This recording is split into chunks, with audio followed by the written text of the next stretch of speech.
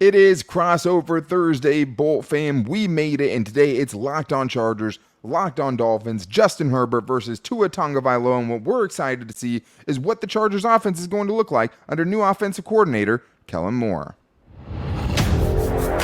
You are Locked On Chargers, your daily podcast on the Los Angeles Chargers, part of the Locked On Podcast Network. Your team every day.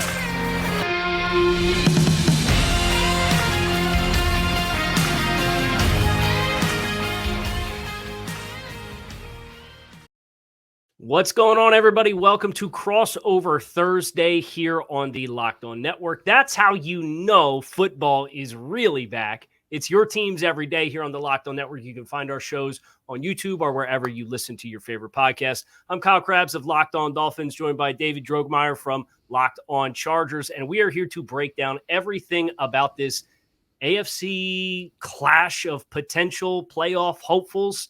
And there's no shortage of talking points. David, how's it going, man? Man, it's fantastic to be back here talking about an actual football game that is only a few days away. Seems like the offseason is always in an eternity, and now it's finally over, and we got some real football to talk about. Yeah, today's episode of Crossover Thursday is brought to you by Prize Picks, the easiest and most exciting way to play daily fantasy sports. Go to prizepicks.com/LockedOnNFL and use code Locked On NFL in all lowercase for a first deposit match of up to $100. Of course, with football back, you want to make sure you got a little skin in the game yourself. So lots of skin in the game for this contest. And David, I wanted to give you the floor first as the home team here. Biggest storylines out of LA. Obviously, they were a team that made the playoffs. Both of us endured wild card round exits last year in kind of heartbreaking fashion, respectively. Yeah. It's not an easy way to stew over an offseason, but as you guys are coming back in this year, what's the biggest thing right now out of LA? Yeah, I mean, definitely you never want to end a season that way, especially losing in spectacular fashion. I mean, truly, having one of the biggest leads in NFL playoff history and then letting that just slip through your fingers was very heartbreaking for the Chargers. And so one of the things that was a kind of a byproduct of that was the Chargers getting rid of their offensive coordinator, Joe Lombardi. And so I think the biggest story coming into this season is how will the offense look under new offensive coordinator Kellen Moore? I mean, this is the first look with Justin Herbert in Kellen Moore's offense. How long is that going to take to click? I think that's probably the biggest storyline coming out of the Chargers here going into this season. Yeah, and you certainly feel like Kellen's offense probably is better equipped to bring out the best of quarterback Justin Herbert. I know when these two teams played last year, Herbert was 39 of 51, and the pushing of the ball down the field, it was very much take what the defense gives you. But this Kellen Moore offense, you think about what Justin Herbert's capable of doing. I guess my question for you is this with this, and I had seen this observation come across the timeline, and Chargers fans were quick to remind me. Last year, Justin Herbert did not play in the preseason, and they won their week one matchup. Yeah. And there were 11 quarterbacks last year who did not play in the preseason. They went 3-8. Right. And you guys played Las Vegas in the opener last year, if I remember correctly. Yes. And Carr didn't start in the preseason at all, or he didn't play in the preseason at all either. So it was one of those games somebody's got to win. And with a new offensive coordinator, how do you expect that, obviously being the lead story for this Chargers team, how do you expect they're going to take this transition in stride? Yeah, I mean, I think that really boils down to the guy who's going to be commanding the offense, and that's Justin Herbert. And fortunately for Justin Herbert, this is not the first time that he's had to go through a new offense or a new offensive coordinator. Actually, he's went through about 5 or 6 different offensive coordinators and different systems dating back to college. So Justin Herbert is very well aware of this process, has done this process many times, learning new offenses. He was an academic Heisman coming out of college, so incredibly intelligent. So don't really have very many reservations about his ability to pick up offenses and to be able to go out there and execute. I mean, I think obviously whenever you have a new offense, you want to see the starters go out there and play a little bit, but I think it's just risk versus reward. I mean, do you really want to put those guys out there to potentially get hurt before the games even mean anything? And also, Justin Herbert has not played in the preseason the last 2 years and still started 1-0 each of those 2 seasons. So he's 2-0 the last 2 years with not playing a single snap. So yeah, I think it's a concern, but it's not overly concerning for me. I think Justin Herbert is going to be ready to go, and I think the Chargers offense will match that. What's interesting is from Miami's standpoint, you think about this contest, and I think the big mystery for Miami is the defensive coordinator change that the Dolphins are currently undergoing as well. And you have Vic Fangio coming in as the defensive coordinator after Josh Boyer, who had been here since 2019 under Brian Flores. And you could not possibly have a greater ideological shift of how you want to play defense than Brian Flores, double birds, up on the line of scrimmage. We're coming. We're going to be real aggressive. Yeah, blitz crazy. Yeah. That's right. And now it's Vic Fangio, where the pre-snap presentation of everything is as static and vanilla as possible. You want to force the quarterbacks to do their work after the snap. So I think that's the really fascinating element of this game is everybody looks to how the Chargers defense punched the Dolphins in the mouth last year when they played each other. Yeah. But the unknown element of this game is Chargers offense versus Dolphins defense, because it's 2 new schemes going in on each side of the ball, which I think is a really interesting layer to this game for sure. Well, my question is this. I think when you go into a new season with a new scheme, a lot of the times you have to have the right personnel to be able to execute that scheme to its fullest capacity. Do you think the Dolphins have the right personnel on the defensive side to execute Vic Fangio's defense right away? Yeah, I think there's optimism, and I think that's why Miami won out effectively the bidding war for Vic Fangio because of the interest that he showed. Oh, their front mechanics are designed in. We're going to play usually at a man disadvantage, and we're going to play two high safeties in the pre-snap. And when you do that, you have to have defensive linemen that are able to control a gap, but also create penetration. Well, the previous defensive structure was very much gap control, lock, peek, shed, be able to disengage, 2-gap at times. So there's a little bit of overlap there that exists. And then I think you look on the perimeter with Xavier Howard, and he's an aging corner who once upon a time was a big-time press man, lock you down. We're just going to do the Darrelle Revis and do Howard Island thing on the outside. Whereas he's aged and as he has lost a half a step, he looked better in zone coverage last year. And I think the Dolphins are going to play much, much, much more zone coverage. Now, I would look at the second linebacker spot where they brought in David Long, and I think that's a good fit, but it's obviously a new piece. And then the second safety spot opposite of Javon Holland that they are assuming is Brandon Jones, but he'd been in a red non-contact jersey after coming off of an ACL injury last year up until like last week. He didn't play at all in the preseason. Deshaun Elliott's been competing for that spot as well. So if I'm Los Angeles and I'm looking at this defense and there's some unknown variables, it's new guy on the second level and potentially the second safety being the areas that you want to probe early in the football game, I would expect.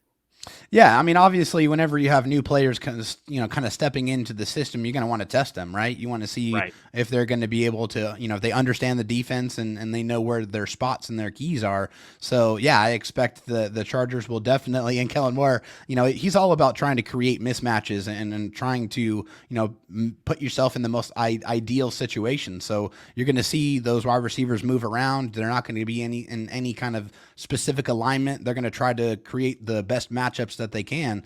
So, I mean, targeting a new linebacker and targeting a safety who is probably not really, your number one starting safety opposite of Javon Holland definitely kind of has a big red target on it saying, hey, throw at me, and then let's see what happens. But I mean, this is going to be a great football game. I've been looking forward to it all off season because I mean, there's a lot of newness on each side. New offensive coordinator, new offense, new defensive coordinator, new defense. So we'll see who is able to get up to speed the quickest. Yeah, and we're going to talk more matchups next year on this episode of Crossover Thursday with Locked On Dolphins and Locked On Chargers. Prize Picks, the independent, owned daily fantasy sports platform, is one of our sponsors here on Crossover Thursday. They're the easiest and most exciting way to play daily fantasy sports. It's you against the numbers. Instead of battling against thousands of other players, it's you versus the house. You pick more than or less than with 2 to 6 player props and watch your winnings roll in as you hit your parlays. Prize Picks, super fun. Ability for you to test your skills looking at individual player statistic props. For one, I love the Justin Jefferson less than 100 yards, Lamar Jackson plus 1 touchdown in this upcoming week. I think that might be a good foundation for me to start my first Prize Picks parlay. And you get a chance to get in on some of this action yourself. You can go to prizepicks.com/LockedOnNFL and use code LockedOnNFL for a first deposit match up to $100. That is prizepicks.com/LockedOnNFL and use promo code LockedOnNFL for a first deposit match up to $100. Prize Picks, daily fantasy sports made easy. So, David, let's talk matchups in this game. Obviously, your home team. What's a matchup you're excited to see unfold before us on Sunday afternoon? Yeah, I mean, I think when you're looking at these two teams, for me in football, everything starts in the trenches, right? I mean, that's really going to establish whether you're going to be able to move the football and whether you're going to be able to stop the football on defense. So I think the matchup I'm looking at first and foremost is Christian Wilkins versus the guards Zion Johnson and Jamari Sawyer. Zion Johnson's moving over to the left side to left guard after his rookie season being at the right guard position. He's moving him back to his more natural position, the position he played in college. And you get to sandwich him in between two all-pros with Corey Linsley, the center, and Rashawn Slater, the left tackle, returning from injury. And I think when you look back at that last time the Chargers and Dolphins locked up, Christian Wilkins was a terror. He was a nightmare for the Chargers offensive line. He was really doing whatever he wanted to. He was getting penetration, getting pressure on the quarterback. So I'm interested to see how Zion Johnson and Jamari Sawyer are going to be able to deal with that type of presence in this game. Yeah, and Christian's kind of a unique storyline for Miami. He came into training camp. I went down for the first week and a half of training camp, and he was unblockable. And then he held in for the rest of camp. He has been looking for the new contract extension.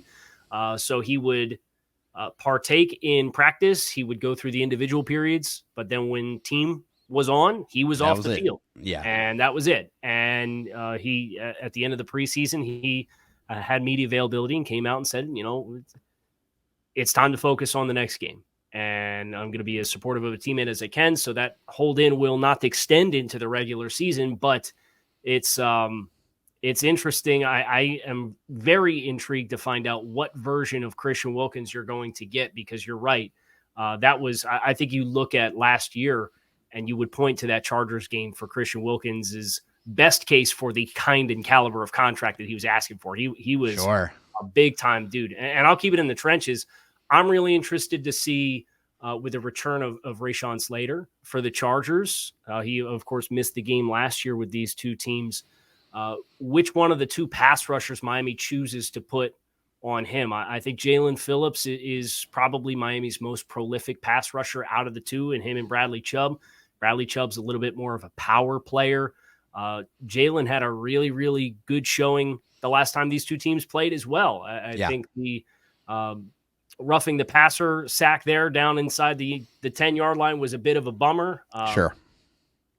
I'm interested to see him, and I believe both tackles were out for Los Angeles. That's correct. Too, right? Yeah. Sarah was the other tackle. Yep. Yeah. Who at the time was a third string right tackle. So Jaelan Phillips had his way with him in that game for sure. Yeah. So Trey Pipkins coming back will be a nice ad for Los Angeles as well. Oh, it's going to be massive. I mean, when you're going up against those two guys, Bradley Chubb and Jaelan Phillips has just great speed. I mean, he's a guy who can really win that way.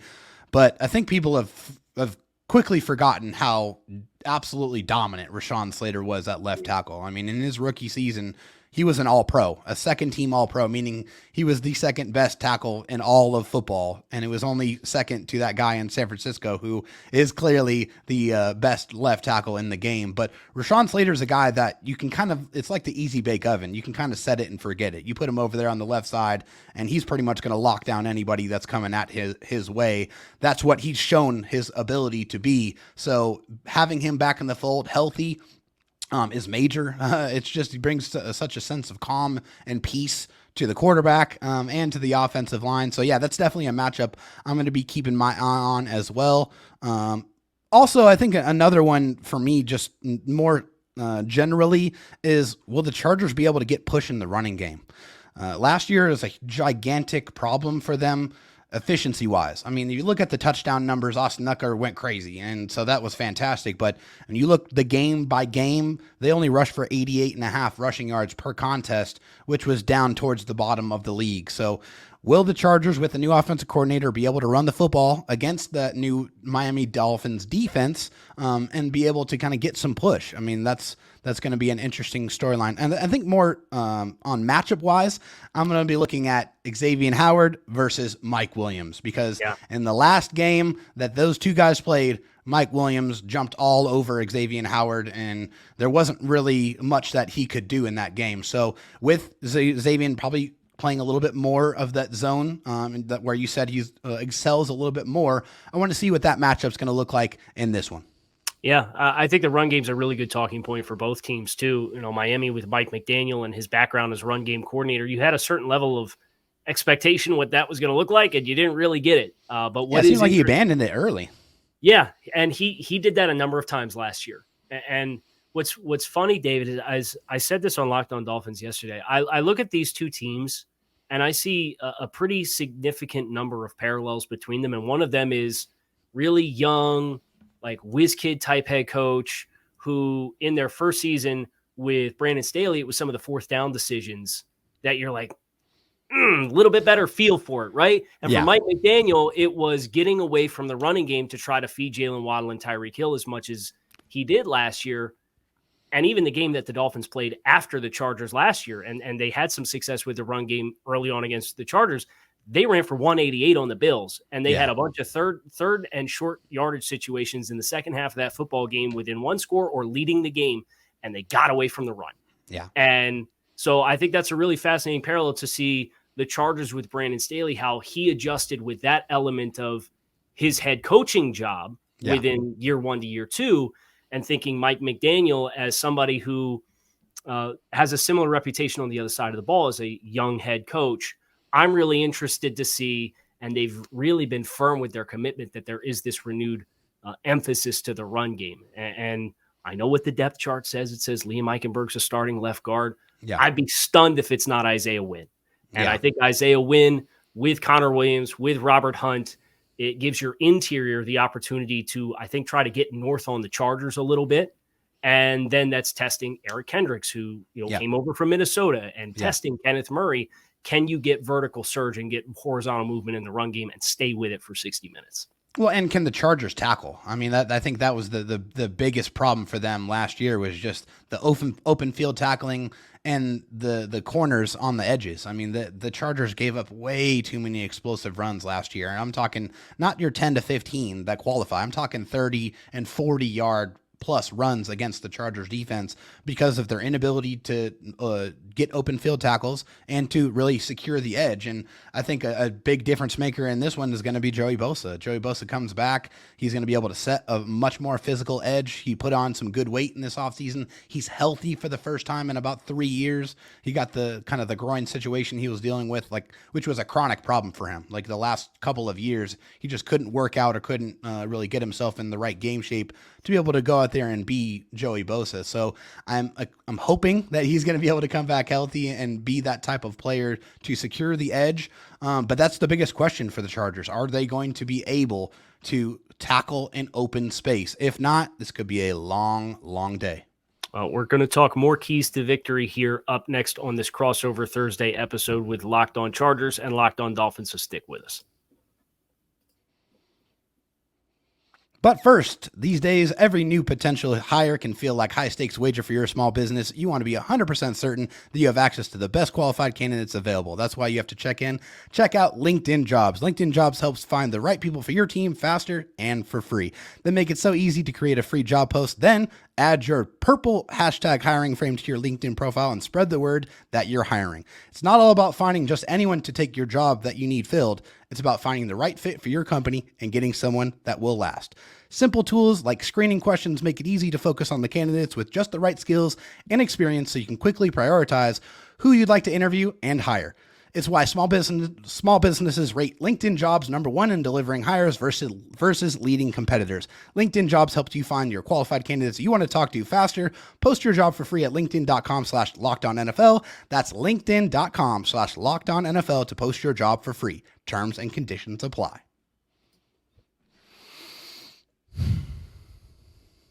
So crossover Thursday here, Dolphins and Chargers. We've talked matchups. Somehow, David, we made it 20 minutes and haven't talked about Tua Tagovailoa and Justin Herbert once, which I think deserves a little bit of a round of applause for talking about the trenches and defensive coordinators and offensive coordinators.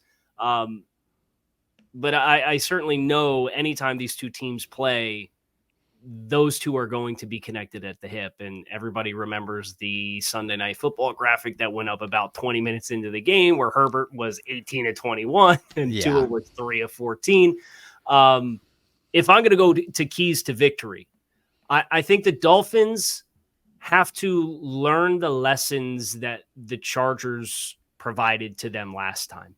Yeah. And Chargers played with depth on second and long. They played with a lot of depth while simultaneously playing very physical on the perimeter. Yeah. How do you counter that? I would love to see the Dolphins have a greater presence of running the football, but like we talked about, but then in the passing game, perimeter screens. You have all of these athletic offensive linemen. You have all of these hybrid tight end type players. You've got a fullback that's one of the more versatile ones in the game. Get into some condensed sets and try to get some screen game going, invite the rush up the field if the Chargers are really going to try to tee off on you, and then try to set up some blocks in space. And like you said, David, force the Chargers to tackle you in space on the perimeter. I think that's something, if the Dolphins, I'd be really surprised if their opening script doesn't have a couple, quote-unquote, easy completions, and just try to let the game flow get settled in. It's to his first start since Christmas Day with the concussion that ended his season. You know he's going to be amped up. I think he is somebody who kind of rides the highs and lows a little bit. Mike McDaniel's kind of alluded to the focus on moving on from the next play, good or moving on from the last play, good or bad. So yeah. I would expect to see some screen game, some perimeter work, some quick throws to try to get your playmakers the ball in space and get yourself settled into the rhythm of the game. Yeah, I mean, I expect that as well. I think that you definitely, against this Chargers defense last year, who was very, very good against the pass, that you probably want to set that up and kind of, really blow at them, really hit them a couple of times in the running game, try to wear them down a little bit, and then maybe try to hit with play action over the top. I think that's something that the Chargers should be ready for. And I think, as far as like how the Chargers can win this game or what they need to do is Brandon Staley going to be able to cook up another master defensive plan like he had in this one? And of course, everyone has had all off season to plan for this game. So I'm sure Mike McDaniel will have a couple of wrinkles in there to be able to try to counteract what the Chargers are going to do. But at the end of the day, it's all about who's going to be able to adjust in game to what the other team is doing. And that's very, very important. I think last year the Chargers didn't do a great enough job of being able to adjust on the fly. When they made those adjustments, it was too late. So now it's up to Kellen Moore and Brandon Staley to identify what the Dolphins are trying to do and adjust immediately in game. So that's going to be what it is. The Chargers are going to have to find a way to slow down Tyreek Hill and Jaelan Waddle, and if they don't, then this one could get ugly. I mean, we know what those two players are capable of doing. They're very, very dynamic. So the Chargers are going to have to control those guys, limit those guys, and that's going to be really dependent on how Brandon Staley decides to counteract the Dolphins this year. I'm glad that you mentioned in-game adjustments, because as I'm reflecting on this game, the Dolphins offensively did not make felt like any in-game adjustments the last time these two teams played each other. But then there's also the Ronaldo Hill storyline, which I think is a really interesting one. He was the DC last year in LA, and he left to be the defensive passing game coordinator under Vic Fangio. And I wonder how much of that is what does Ronaldo Hill feel like his best pathway was to try to get himself in position to be a head coach someday? And is getting under Vic Fangio versus Brandon Staley a move that he felt was feasible or not? But just from the sense that Ronaldo Hill was in the Chargers room last year for the pregame prep, you would like to think if you're Miami, that would give you some valuable insight in game if they're recognizing, oh, we talked about that last year. So, it's an X factor for Miami. And then, of course, it cuts both ways where Brandon Staley knows everything that Ronaldo Hill sat in on and was discussed. So that's the chess match that's going to be really fun. That's just another layer to these two teams as they look to get their season off to a right start. Absolutely. I mean, of course, this happens all the time when you have coaches and players that go to, different organizations. One of those first conversations is, all right, well, give me all the information that you have, right? I need the lowdown on everything on your previous team, especially if we're going to play them this year. But I think one thing that's important to point out is that Brandon Staley's the play caller on defense. He's the one that calls all the plays. So from a defensive coordinator standpoint that's not calling plays, I think just from the outside perspective, it's really hard to identify what actually they do on a week-to-week basis to be able to, I'm sure they factor in on the game planning aspect of it, but it's hard to sit here and pinpoint exactly what Ronaldo Hill did, what his ideas were, and how he influenced how the Chargers performed in that game. So also, yeah, I mean, Ronaldo Hill goes over there, gives all the information, but that doesn't mean that Brandon Staley's going to have the same game plan. I mean, of course, he's probably going to throw some more wrinkles into it as well, but we'll have to see if that gives the Miami Dolphins any kind of advantage. But, just like Ronaldo Hill goes over there, Brandon Staley is a disciple of who? Vic Fangio and his defense. So he knows that defense extremely well because that's a derivative of the defense that he runs himself with the Chargers. So it is going to be a big chess match to see who's going to be able to outplay the other. And we'll see who's able to make those counter moves the quickest. Yeah, for sure. And I think the connections between these two teams, they run deep, and it is a high leverage situation because if these two teams end up getting to late in December and early January and you're looking at the standings and Kansas City's still up there and Buffalo's still up there, this game could very easily be a tilt that puts playoff seeding one way or another. So there's a lot to play for, and it should be a really exciting first showcase for both Miami and Los Angeles, and we'll see who gets the win on Sunday afternoon.